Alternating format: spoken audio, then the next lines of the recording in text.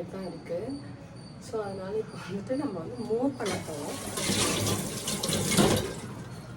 Sometimes என்ன பண்ணிவிடுவேன்னா போகிற அவசரத்தில் வந்து ஜஸ்ட்டு எல்லாமே அப்படியே கட் பண்ணி போட்டு தான் மோஸ்ட்லி பண்ணியிருக்கேன். பட் இந்த டைம் வந்துட்டு நம்ம எல்லாத்தையும் மிக்ஸி ஜாரில் போட்டு கிரைண்ட் பண்ணி நல்லா மசாலா மோராக செய்யலாம்.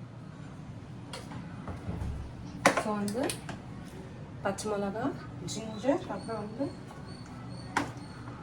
கறி. எனக்கு ரொம்ப காரம்லாம் வேண்டாம். ஸோ ஹாஃப் தான் எடுத்திருக்கேன். அடுத்து வந்து ஜிஞ்சர் கூட வந்து ரொம்ப எனக்கு சில பேருக்கு ரொம்ப அந்த ஒரு பெரிய செஃப்லாம் வரும்.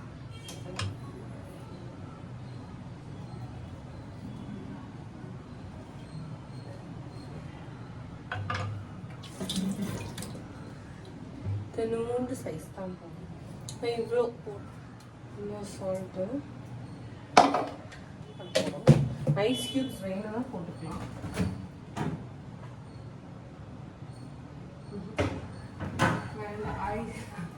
ஐஸ் க்யூப்ஸ் இல்லை. இப்போ இது எல்லாத்தையும் நம்ம வந்து டேஸ்ட் பண்ணலாம். கொஞ்சோண்டு தான் வந்துருக்கு. கொஞ்சம் லைட்டாக தண்ணி ஊற்றிக்கலாம்.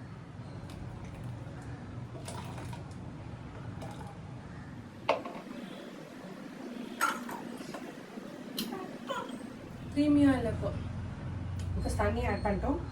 ப்ளஸ் பார்க்க நல்லா க்ரீன் கலர் மோர் ஆயிடுச்சு.